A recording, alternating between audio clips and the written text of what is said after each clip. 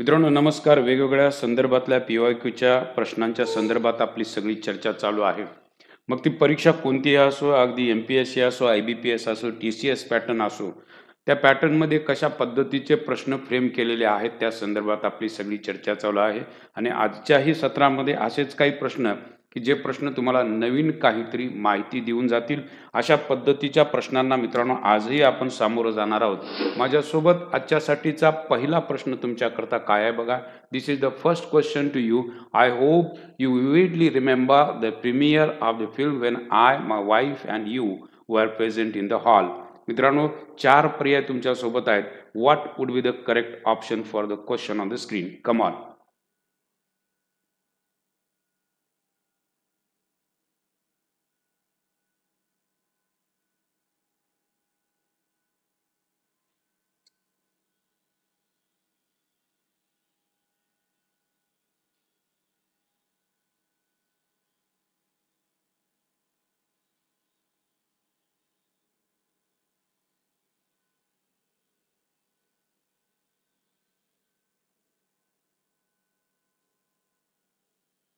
मित्रांनो बोललो होतो की अशा पद्धतीचे प्रश्न सेंटेन्स इम्प्रूव्हमेंट खाली विचारले जातात किंवा सेंटेन्स इम्प्रूव्हमेंटचे प्रश्न विचारत असताना अशा पद्धतीच्या प्रश्नांना कसं सामोरं जावं या ठिकाणी अंडरलाईन केलेला भाग असतो तो तुम्हाला सुधारणा करून लिहायचा असतो. सुधारणा जर नसेल तर तुम्ही नो इम्प्रूव्हमेंट सुद्धा म्हणू शकता. मग या प्रश्नाकडे बघितल्यानंतर मित्रांनो काय दिसतं की I hope you vividly remember the premiere of the film when I, my wife and you.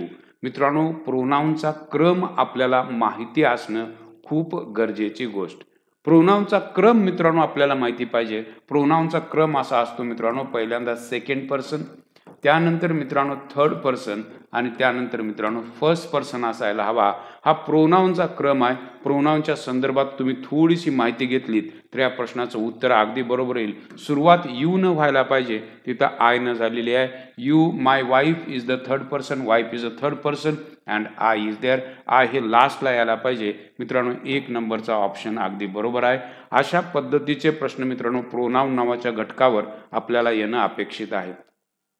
Pronoun नावाचा घटक जर तुम्ही व्यवस्थित अभ्यासलात तर मित्रांनो वेगवेगळी प्रोनाऊन कोणत्या क्रमाने यावीत हे आपल्याला माहिती पाहिजे. त्यासाठी फर्स्ट पर्सन, सेकंड पर्सन आणि थर्ड पर्सन याचा क्रम जर आपण विचारात घेतला तर सुरुवातीला सेकंड पर्सन, नंतर थर्ड पर्सन आणि नंतर फर्स्ट पर्सन असा हा क्रम असायला हवा प्रोनाऊनच्या संदर्भात. मित्रांनो लक्षात घ्या, हे अशा पद्धतीनं उत्तर येणार आहे ते म्हणजे 1 नंबर. प्रोनाऊन नावाच्या घटकाकडे गेल्यानंतर त्याच्या क्रमाच्या संदर्भात तुम्ही विचार करू शकता. मित्रांनो एक प्रश्न पुन्हा एकदा जो ASO डिसेंबर 2017चा प्रश्न वाचून बघा. Match the word which given the left with the appropriate suffix on the right to make adjectives. Now you are given 4 options.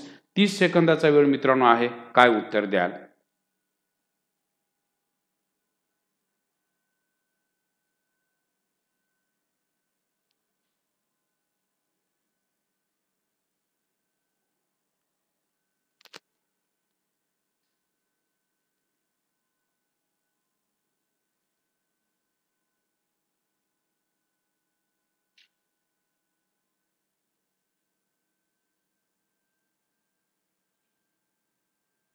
मित्रांनो काही नाही कळलं तरी एक तरी आपल्याला यातलं उत्तर कळायला पाहिजे. मुवेबल. बघा मुवेबल असायला पाहिजे. डी ला 3 असायला पाहिजे. डी ला 3 चे पर्याय आपल्याला 2 दिसतात, त्यामुळे हे 2 ऑप्शन तर आपले निघून गेले. मुवेबल असायला पाहिजे. आता इथं आपल्याला कळतं टायर. ओके, टायरली, टायर फोल्ड का टायरलेस? मित्रांनो कळायला पाहिजे. 4 नंबरचा पर्याय यायला पाहिजे टायरलेस. ओके, म्हणजे एक गोष्ट लक्षात घ्या की अशा पद्धतीनं जर आपण कॉमन गोष्ट जर बघत गेलो तर प्रश्नाचं उत्तर अगदी सहज येऊ शकतं. टायरलेस. ए ला 4 पाहिजे तर ए ला 4 ह्या दोन्हीही ठिकाणी दिलेला आहे. मित्रांनो आता गंमत तुमची अशी आहे की याच्यातला पर्याय कोणता निवडावा. तर इथं तुमची गंमत अशी होऊ शकते की ज्या वेळेला फोल्ड हा शब्द वापरला जातो त्यावेळेला तो शब्द पट दाखवतो. फोल्ड. ओके, फोल्ड जसं आपण म्हणतो डबल, जसं आपण म्हणतो ट्रिपल, तसंच मित्रांनो ज्या वेळेला तुम्हाला पट दाखवायची असते, त्यावेळेला फोल्ड हा शब्द वापरला जातो. मग आपल्याला मित्रांनो कळतो 3 ला फोल्ड यायला पाहिजे 3 पट असा त्याचा अर्थ होतो मित्रांनो. सी ला 2 असणं गरजेची गोष्ट, मग सी ला 2 असणारा पर्याय मित्रांनो हा आहे. त्यामुळे उत्तर तुमचं 4 नंबर येणार हे अपेक्षित आहे. मित्रांनो बऱ्याच वेळा कॉमन गोष्टी आपल्याला माहिती नसतात. सिंगल, डबल, ट्रिपल, पण 4 पट असेल तर काय म्हणणार? इथपर्यंत तुम्ही गेलेला आहात. सिंगल, डबल, ट्रिपल हे माहिती आहे, ट्रिपल पोलिओ हे माहिती आहे, पण 4 पट असेल तर काय म्हणणार? 4 फोल्ड. फोल्ड हा शब्द पट साठी वापरतात, त्यामुळं 3 फोल्ड व्हायला पाहिजे. सी ला 2 नंबर यायला पाहिजे. सी ला 2 नंबर मित्रांनो हे या ठिकाणी दिसतं, म्हणून हा पर्याय अगदी बरोबर आहे. 4 नंबरचा ऑप्शन अगदी बरोबर. म्हणजे अशा पद्धतीनं मित्रांनो उत्तरं काढता येतील. SO डिसेंबर 2017चा प्रश्न. कॉमन गोष्ट मित्रांनो लक्षात ठेवा, मूवेबल तर आहे हे आपल्याला कळालेलं, right? Okay, I think you got my point. पुढच्या प्रश्नाकडे जाऊ मित्रांनो. पुढचा प्रश्न बघा काय आहे. यस, अगदी सोपा प्रश्न. TCS म्हाडा 2022चा प्रश्न. I lost all that I had in gambling. मित्रांनो 30 सेकंदाचा वेळ. आउच, वेल, अल्हास या बिंगो. मित्रांनो काय उत्तर द्याल? Come on.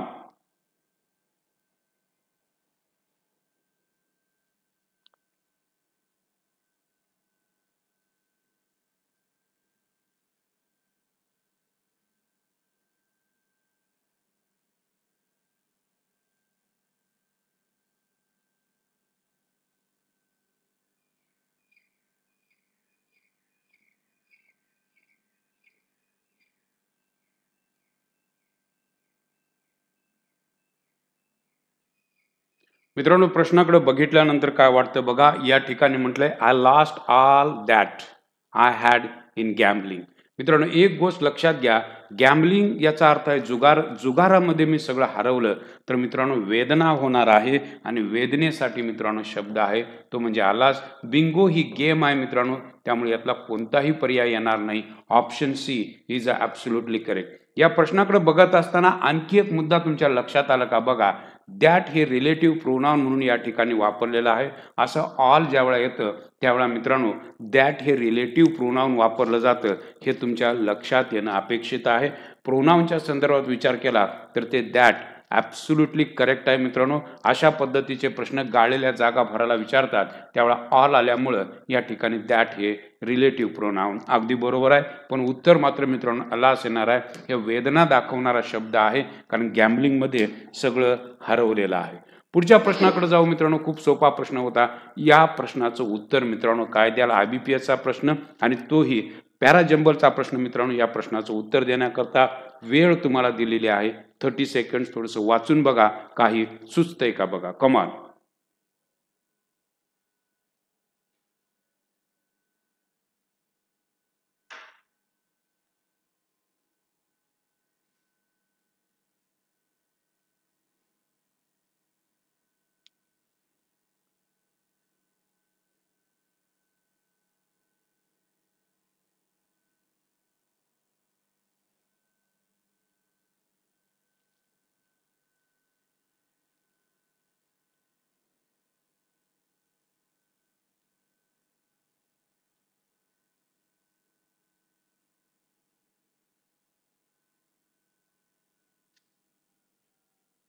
प्रश्नाकडे बघितल्यानंतर वाचन केल्यानंतर काही गोष्टी चटदिशी लक्षात आल्या तर मित्रांनो या प्रश्नाचं उत्तर काढायला तुम्हाला अजिबात वेळ लागणार नाही.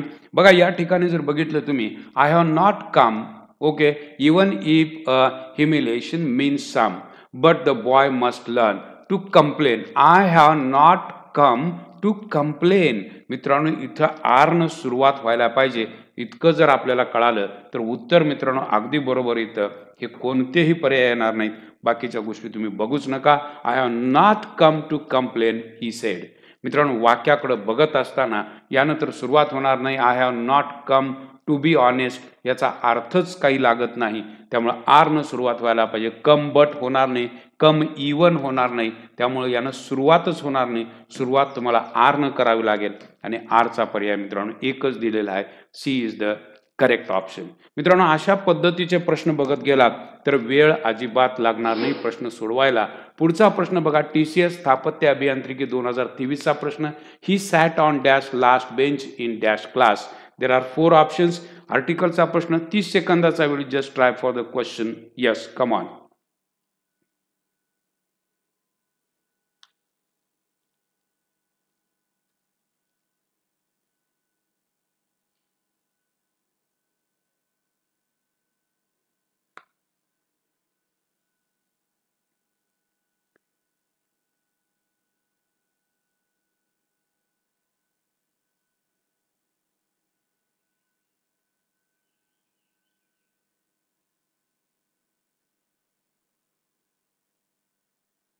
मित्रांनो, मी सांगायची गरज आहे का, या प्रश्नाचं उत्तर अगदी सोपं आहे. Last bench. लास्ट ही मित्रांनो कायम लक्षात ठेवा सुपरलेटिव्ह डिग्री आहे आणि सुपरलेटिव्ह डिग्री असल्यामुळं सुपरलेटिव्ह डिग्रीच्या पाठीमागं द येतं हे जर आपल्याला कळालं तर मित्रांनो हे तिन्ही पर्याय निघून जातील. तुमचा ऑप्शन द येईल. He sat on the last bench in the class. म्हणजे इथं आपल्याला कळतं की डी ऑप्शन यायला हवा. या ठिकाणी लास्ट ही सुपरलेटिव्ह डिग्री आहे. त्याची पॉझिटिव्ह डिग्री पाहिजे असेल तर लेट आहे. लेट, लेटर आणि लास्ट असं होऊ शकतं हे आपल्याला माहिती पाहिजे. लास्ट इज सुपरलेटिव्ह डिग्री आणि सुपरलेटिव्ह डिग्रीच्या अलीकडं द वापरलं जातं. Go for the next question. मित्रांनो, काय प्रश्न आहे? Very simple question. एनडीएचा प्रश्न 2019चा. To be lost in the cloud या इडमचा मित्रांनो अर्थ विचारलेला आहे. वाचून बघा, काही सुचतंय का?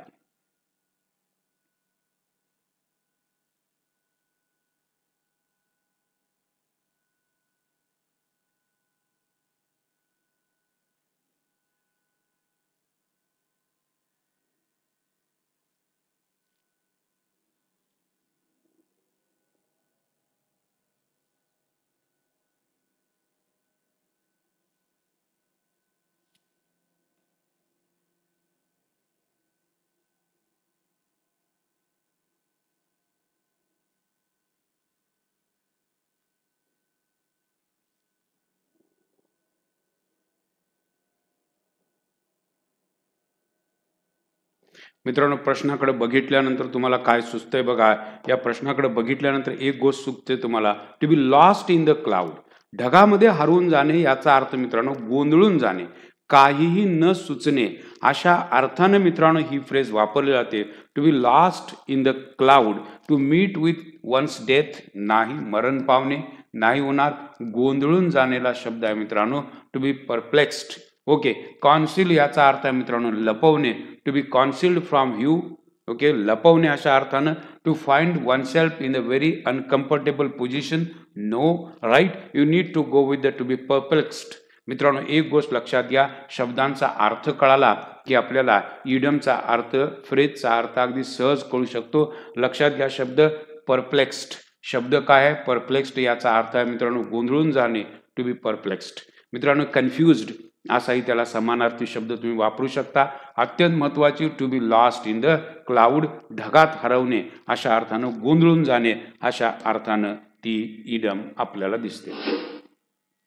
वाक्याकडे बघितल्यानंतर मित्रांनो परत एकदा इम्प्रूव्हमेंटचा भाग आहे. अशा पद्धतीचे प्रश्न मित्रांनो IBPS पॅटर्न खाली विचारले जातात. I wish my bus did not arrive so late, then I could have reached home before breakfast. काय मित्रांनो उत्तर द्याल बघा, काही सुचतंय का?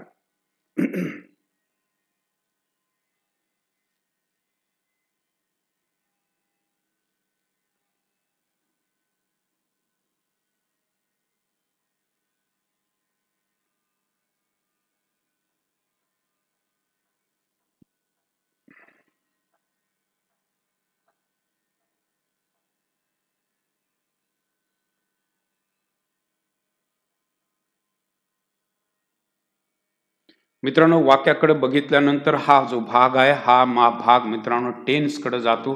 ही सगळ्यात महत्वाची गोष्ट. आणि टेन्सकडे बघत असताना हिपोथेटिकल कंडिशनचा हा एक भाग आहे की जो प्रत्येक परीक्षेकरता अत्यंत महत्वाचा आहे. एक महत्वाची नोंद तुम्हाला सांगतो, ती लक्षात आली तर या प्रश्नाचं उत्तर अगदी सहज येऊ शकतं.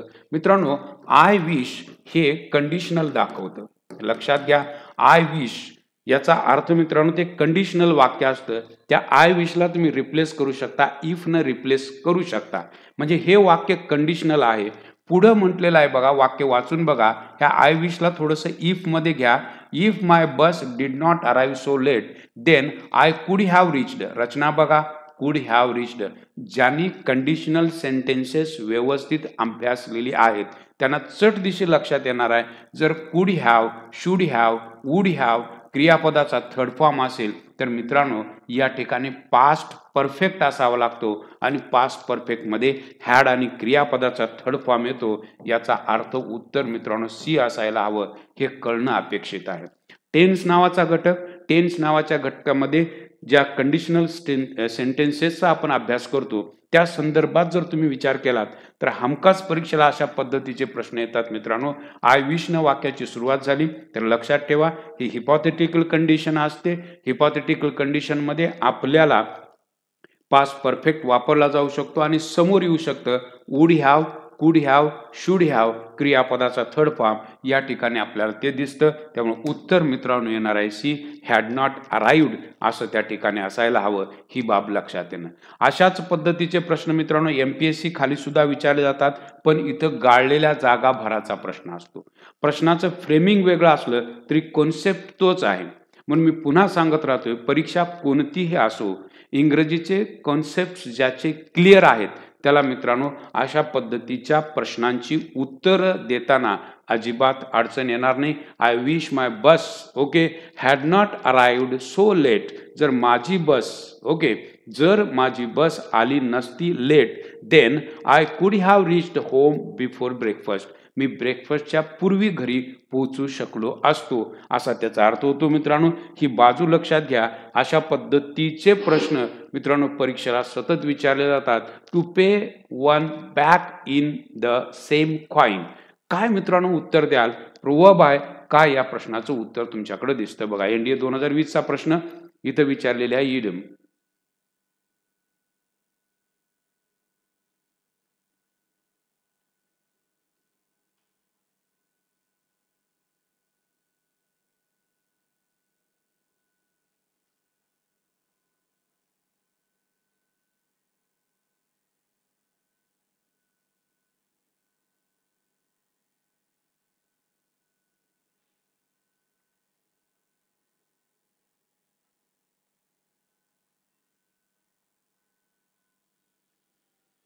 मित्रांनो प्रश्नाकडे बघितल्यानंतर pay one back in the same coin. जशास तशी वागणूक देणे.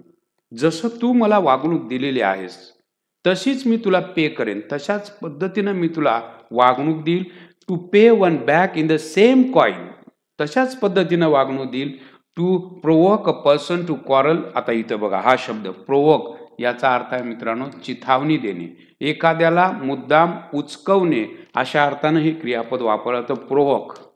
म्हणजे राजकीय याच्यामध्ये एखाद्या माणसाला मुद्दाम उचकवलं जातं, मुद्दाम त्यानं काहीतरी कमेंट करावा म्हणून त्या माणसाला त्रास दिला जातो. प्रोवोकिंग स्टेटमेंट असा शब्द येऊ शकतो. म्हणून मी प्रत्येक शब्दाच्या त्या मूळ गाभ्याकडे मुद्दाम जात राहतो मित्रांनो, कारण तो शब्द आपल्याला कळावा. हे तर होणार नाही. Right. To offer another polite attention नाही होणार. To give a word of encouragement encouragement एखाद्याला देणं or to praise to another होणार नाही. टू रिटॅलिएट जशास तसं उत्तर देणे अशा पद्धतीनं मित्रांनो रिटॅलिएट हे वर्ब माहिती असेल तर मित्रांनो आपल्याला अशा पद्धतीच्या प्रश्नाची उत्तरं देता येतील. म्हणून सगळ्यात महत्त्वाची गोष्ट जर कोणती असेल तर मित्रांनो व्होकॅब. ज्याला शब्दांचा साठा जास्त आहे त्याला इंग्रजीतले मार्क्स वाढताना दिसतील. म्हणून मी सतत सांगत राहतोय शब्दांकडे चला, क्रियापदांकडे चला, ॲडजेक्टिव्हकडे चला. कारण वाक्याचा अर्थ मला समजून घ्यायचा असेल तर मित्रांनो शब्दांची माहिती असणं ही अत्यंत गरजेची गोष्ट आहे. तरच तुम्हाला अशा पद्धतीच्या प्रश्नांची उत्तरं देता येतील. रिटॅलिएट हे वर्ब आहे मित्रांनो, प्रत्युत्तर देणे अशा अर्थानं ते वापरलं जातं. पुढच्या प्रश्नाकडे जाऊ मित्रांनो. अगला सवाल आपके लिए स्क्रीन पर ये रहा. कंबाईन सी मेन्स फेब 2023 मित्रांनो विचारलंय आयडेंटिफाय द करेक्ट सेंटेन्सेस म्हटलेलं आहे. 30 सेकंदाचा मित्रांनो वेळ आहे. काय उत्तर द्याल बरं या प्रश्नाचं? कमाल.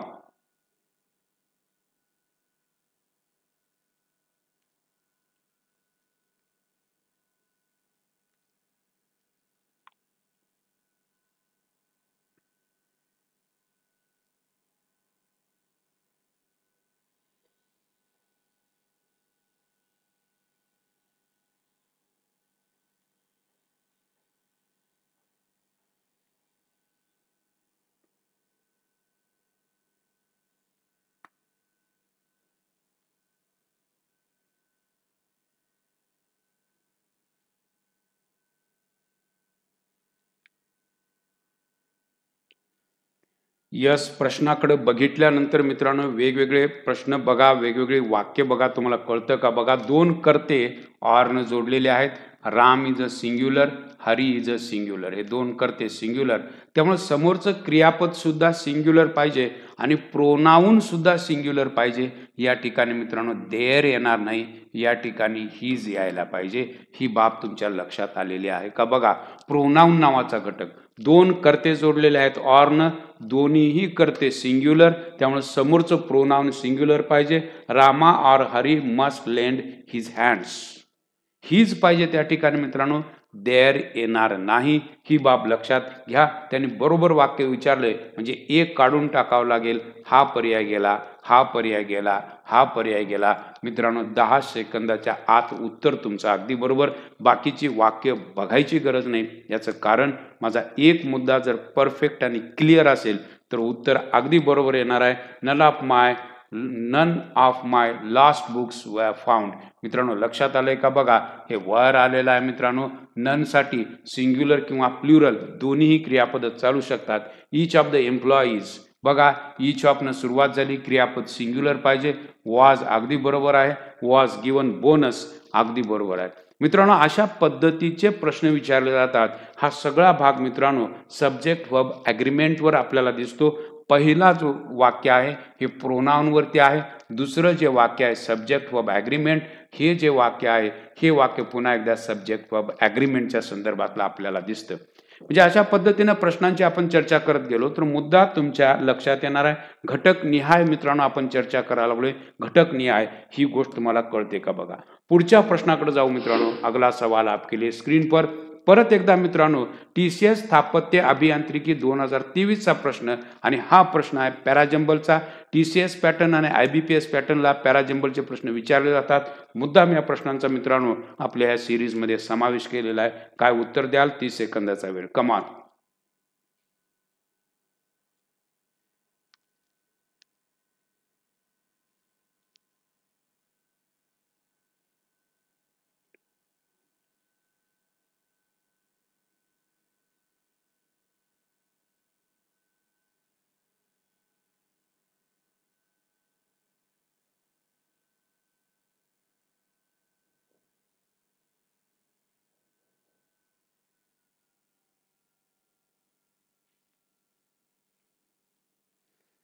मित्रांनो या प्रश्नाची एक गंमत आहे की जे आपल्याला वाटतं तसं नाहीच आहे. बघा तुम्हाला मी काय समजून सांगालो.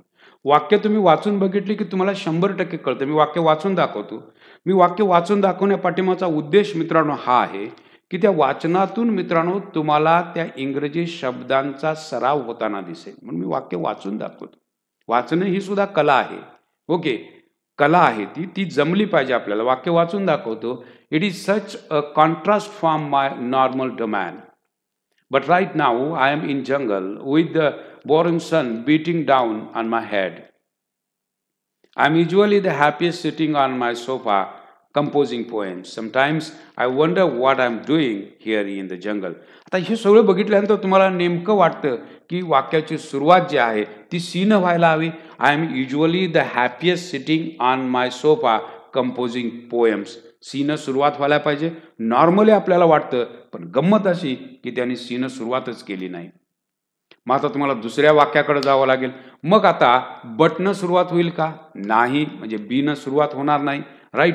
इथं बघा आपल्याला सुरुवात कशानं करायला लागेल. सुरुवात तर त्यांनी करून दिली, ती म्हणजे डीनं. म्हणजे सगळीकडेच तुम्हाला डी दिसायला लागले. त्यामुळे सुरुवातीच्या वाक्याचा तुम्ही विचारच करू नका, पण डी नंतर काय येईल याचा विचार करावा लागेल. आता डी नंतर बघा, डी तर त्याने दिलेला आहे. Sometimes I wonder what I am doing here in the जंगल. या जंगलामध्ये मी काय करतोय याविषयी माझं मलाच आश्चर्य वाटतं. म्हणजे जंगलाच्या संदर्भात हे काहीतरी चालू आहे.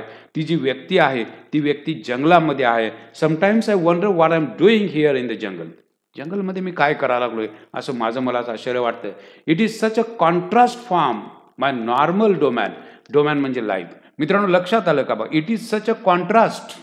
ही एक कॉन्ट्रास्ट परिस्थिती आहे की मी जंगलात आहे. म्हणजे इथं तुम्हाला डी नंतर ए यायला पाहिजे आणि डी नंतर एचा पर्याय मित्रांनो हाच दिसतो. It is such a contrast okay from my normal डोमॅन.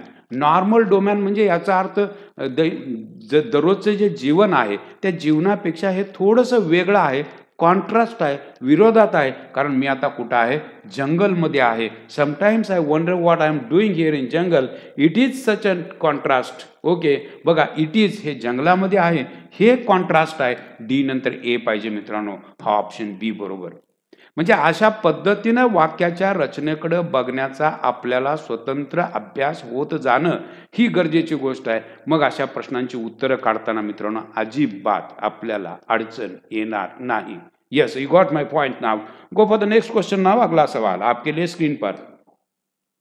This is the question. Yes, again the question is from TCS MHARA 2022. The hotel was adjacent dash the railway station. There are 4 options for on to buy. Which would be the correct option? Come on.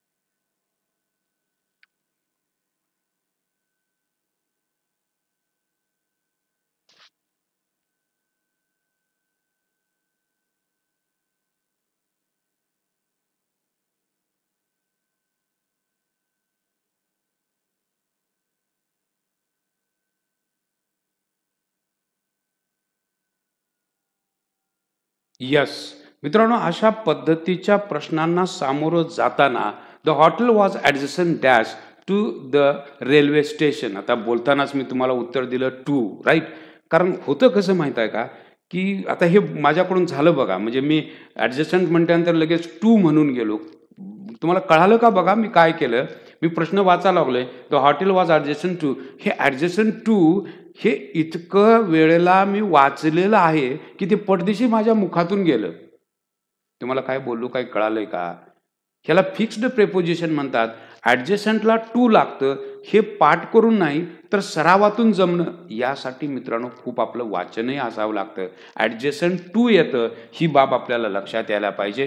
प्रेपोजिशनचे प्रश्न मित्रांनो normally विद्यार्थ्यांचे चुकतात, ही गोष्ट लक्षात घ्या. Adjacent to म्हणजे लागून असणे अशा अर्थानं. बघा वाक्याचा अर्थ बघा, the hotel was adjacent to the railway station. Railway स्टेशनला लागून ॲडजस्टंट टू, टूचा अर्थ नॉर्मली आपण ला काढतो, ते अगदी बरोबर आहे. ॲडजस्टंट टू म्हणजे ला लागून असणे अशा अर्थानं ते येतं. म्हणजे अशा पद्धतीचे प्रश्न मित्रांनो प्रिपोजिशनवरचे. TCS म्हाडाचा 2022 करताच्या प्रश्नानंतर पुढच्या प्रश्नाकडे जाऊ. राज्यसेवा मेन्स मे 2022चा प्रश्न एक उत्तम आणि सुंदर प्रश्न, डायरेक्ट अँड इनडायरेक्टच्या संदर्भातला. वेळ आहे तुमच्याकडे 30 सेकंड्स. काय उत्तर द्याल? कारणासहित उत्तर शोधायचा प्रयत्न करा, हे अत्यंत महत्वाचं आहे. Come on, go for this question now.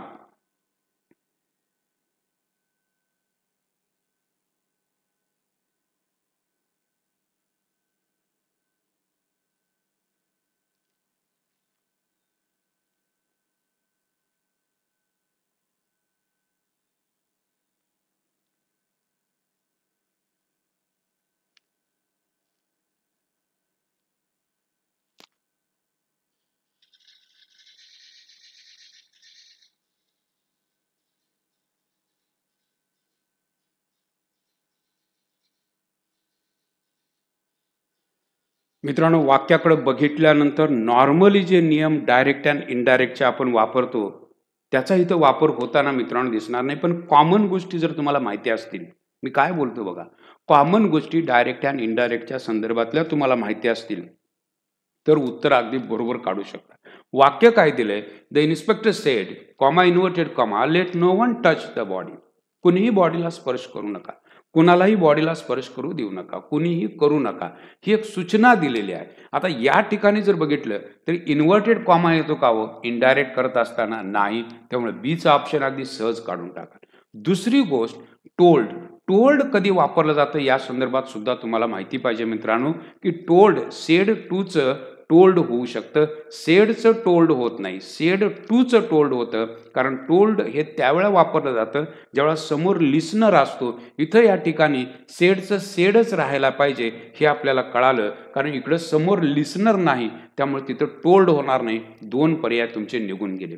आता दुसरी गोष्ट अशी, let no one touch the body. आता या ठिकाणी आपल्याला एक गोष्ट कळते, इथं शलचा वापर होताच कामा नये, कारण पाठीमागचं जे वाक्य जे आहे हे पास्ट टेन्समध्ये आहे. शलच्या वापराचा काहीच संबंध नाही, त्यामुळे हाही पर्याय निघून गेला. मित्रांनो, आपल्याला पर्याय घ्यावा लागेल ओन्ली ए, आणि म्हणून उत्तर तुमचं येणार आहे. बेसिक गोष्ट आपल्याला लक्षात यायला पाहिजे, let no one touch the body.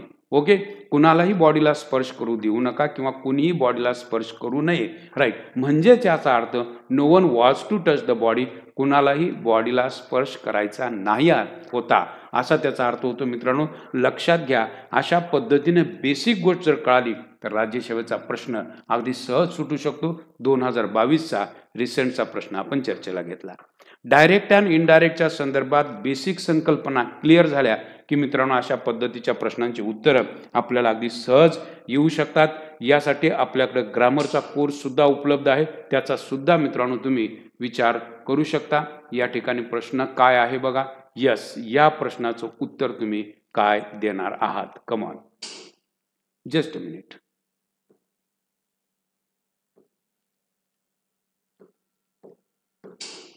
Yes,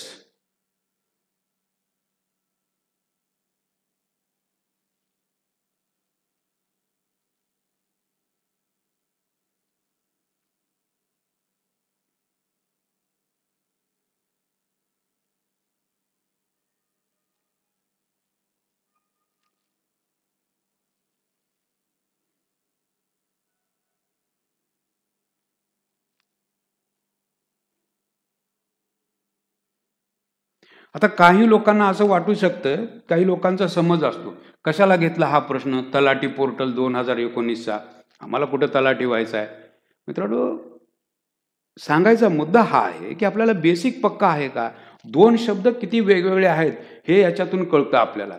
शिकण्याची गंमत मित्रांनो ही आहे की याचं उत्तर सुद्धा काही लोकांना व्यवस्थित देता येणार नाही.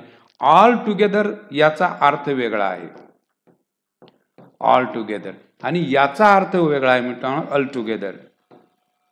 हे 2 शब्द मित्रांनो वेगवेगळे आहेत हे आपल्याला माहिती पाहिजे. ऑल टुगेदरचा अर्थ आहे सर्वजण एकत्र, बिईंग ऑल टुगेदर, आम्ही सर्वजण एकत्र असल्यामुळे, and celebrating the festival of Diwali was an altogether new experience for me. पूर्णपणे, ह्या ऑल टुगेदरचा अर्थ आहे पूर्णपणे, पूर्णपणे एक नवीन अनुभव होता आमच्याकरता ऑल टुगेदर. म्हणजे अशा पद्धतीनं मित्रांनो ऑल टुगेदर सर्वजण मिळून असा त्याचा अर्थ होईल, ऑल टुगेदर. पण ऑल टुगेदर याचा अर्थ आहे मित्रांनो पूर्णपणे. प्रश्न विचारलाय तलाठी पोर्टल 2019 करता, पण मित्रांनो या शब्दांकडे जात असताना आपल्याला अशा शब्दांकडे बघण्याची विशिष्ट नजर येते, म्हणून हा प्रश्न घेतला. का माहीत, कुणाला माहीत की असाच प्रश्न एखादा येऊ शकतो IBPS कडे, की ज्या वेळेला आपल्याला ऑल टुगेदर आणि ऑल टुगेदर यातला फरकही कळणार नाही. म्हणून असे प्रश्न मी मुद्दाम घेत असतो. परीक्षा महत्वाची नसून नॉलेज महत्वाचं आहे मित्रांनो, ही सर्वात महत्वाची गोष्ट, म्हणून असा प्रश्न मी घेतला. या ठिकाणचं उत्तर आता मी सांगायची गरज नाही, उत्तर येणार आहे मित्रांनो ऑल टुगेदर आणि ऑल टुगेदर. 2 नंबरचा ऑप्शन ॲब्सोल्युटली करेक्ट. म्हणजे असे प्रश्न बघणं मित्रांनो खूप गरजेची गोष्ट आहे. असे प्रश्न ज्यावेळा आपण बघत जाऊ त्यावेळा मी म्हणेन खऱ्या अर्थानं आपल्याला इंग्रजी यायला चालू झालं. 30 सेकंदाचा वेळ परत एकदा तुमच्यासोबत. काय उत्तर द्याल? ASO डिसेंबर 2017चा प्रश्न. कमाल.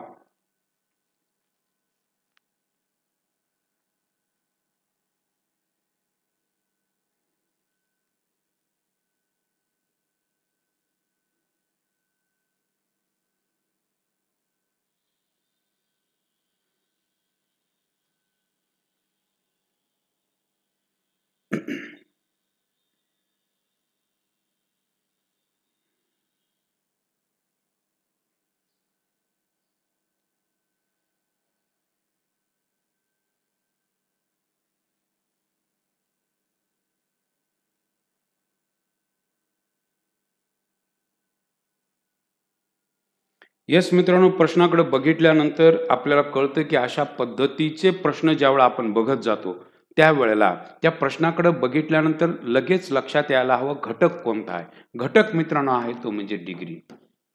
डिग्रीच्या संदर्भात आपल्याला काही सामान्य नियमांचा अभ्यास असणं मित्रांनो खूप गरजेची गोष्ट.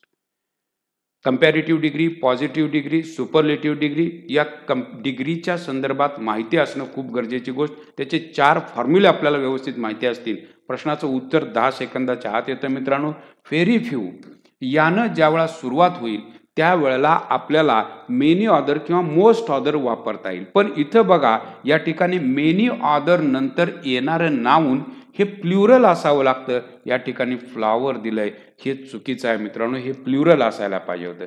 या ठिकाणी म्हटलेलं आहे rose is lovelier than any other flower. हे मित्रांनो याची ही कंपॅरेटिव्ह होणारच नाही हे आपल्याला लक्षात यायला पाहिजे. राईट.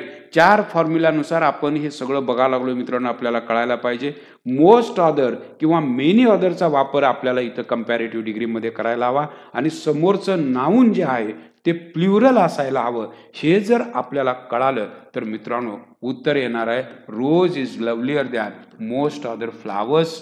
फ्लावर्स येणं गरजेची गोष्ट आहे. फ्लावर येणार नाही. इतकं जरी आपल्याला कळालं तर मित्रांनो या प्रश्नाचं उत्तर अगदी सहज येईल. लवलियर हे यायला पाहिजे, मोर लवली होणार नाही. हेही या ठिकाणी होणार नाही हे आपल्याला कळतं. अशा पद्धतीचे प्रश्न मित्रांनो विचारले जातील ज्या वेळेला आपल्याला कळालं पाहिजे व्हेरी फ्यूच्या वाक्यामध्ये कंपॅरेटिव्ह डिग्री करत असताना मेनी ऑर्डर किंवा मोस्ट ऑर्डरचा वापर होऊ शकतो पण समोरचं नाऊन प्लुरल असावं लागतं. Yes, you got it. Go for the next question. Yes, या प्रश्नाचं उत्तर मित्रांनो काय द्याल. TCS नगर रचना 2023 चा प्रश्न. Her husband is very jolly by nature. His jokes are dash that reason and we love his company for that reason.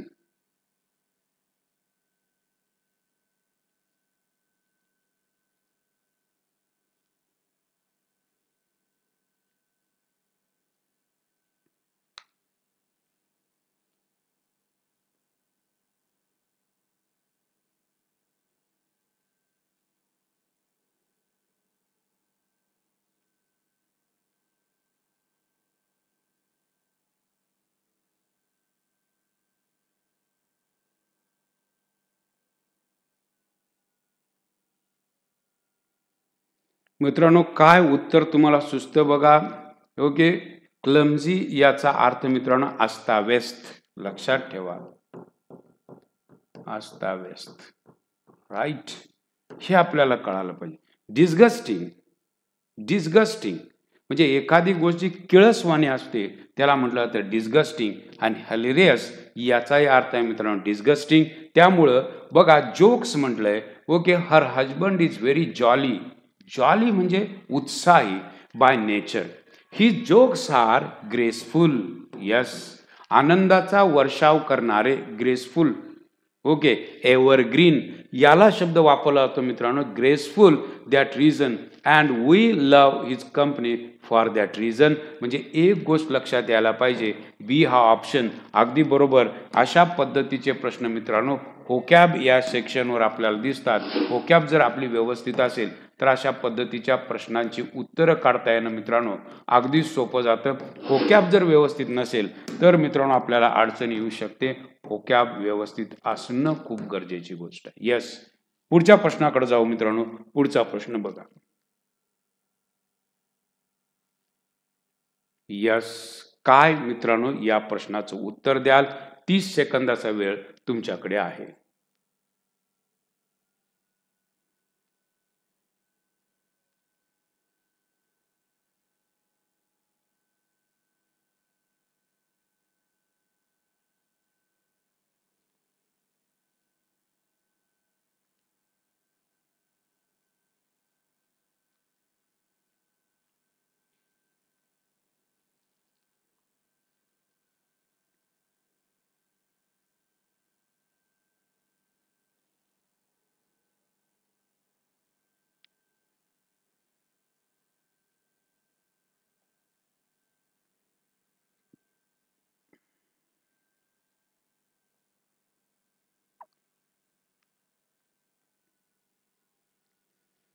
मित्रांनो, प्रश्नाकडे बघितल्यानंतर आपल्याला कळायला हवं की सब्जेक्ट वर्ब ॲग्रीमेंट आपल्याला जो घटक आहे तो व्यवस्थित जमायला हवा.